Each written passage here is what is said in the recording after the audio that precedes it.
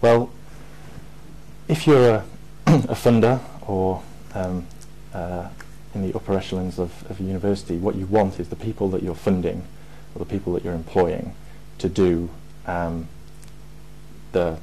produce the best science or the best research, to make it more general, that they can. You've got expert people who you're funding or employing, and you want to use their expertise kind of as efficiently as possible. But you have this situation now that we have so much data coming in, and the computational methods haven't got up to such a speed that they can process that much data in a reliable way.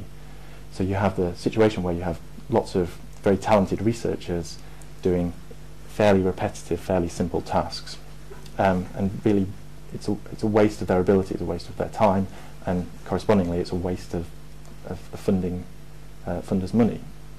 So citizen science presents the opportunity to remove that repetitive aspect from that kind of workhorse aspect from the researcher's day-to-day job, and place that in the kind of public domain, and use a large number of members of the public to handle that aspect of the science, and for them to focus on doing the job of coming up with the ideas and writing up the science, and producing the high-level science that process enables.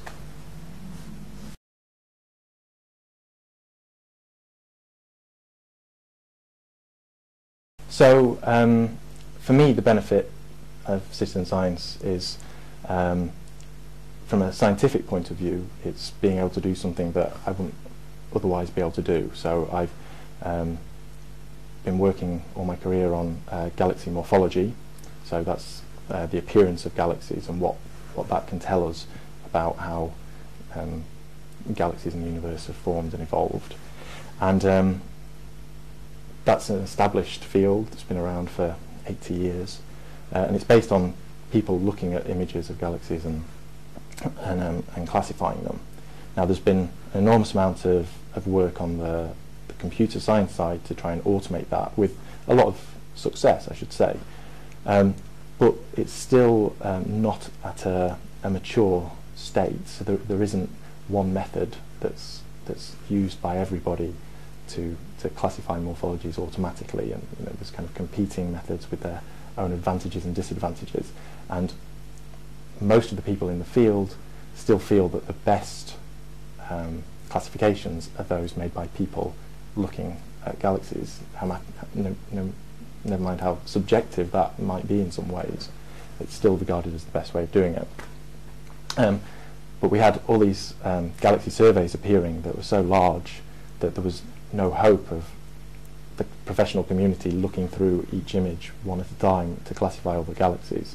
So we were forced basically to move over to using the automated methods before they were of the same standard as the human classifications. So we realized that this was a problem to some extent, and that there would be a benefit to the community if we could classify visually all those galaxies, not only because that would provide those classifications, but it would also give a training set to help improve the automatic methods. So so Galaxy Zoo was born from that need, and it's produced a completely unique data set which I've been using in my work, and it's been immensely productive. We've had I think 16 papers at the latest count in a few years from the Galaxy Zoo data, so it's been a success, and it would not have been possible to do that work with visual morphologies, that kind of established method, without citizen science. So that's kind of our prime example of how citizen science can work. So that's why it's been particularly useful both for me but also for my field. It's contributed that knowledge to the literature.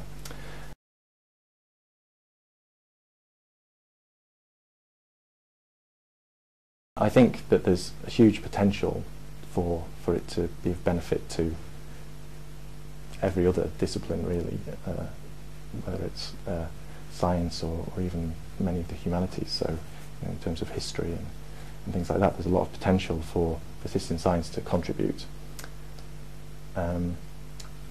Another aspect in which kind of I've personally gained, and the whole community has gained really, is that citizen science involves the public in science, and so you're actually engaging with the public and getting the public interested in science and teaching them about both specific disciplines, so in the case of Galaxy Zoo, extragalactic, galaxy evolution, but also the whole scientific process, and yet the participants don't feel like they're, you know, being taught or lectured at. You know, it's just knowledge they're acquiring while doing something interesting.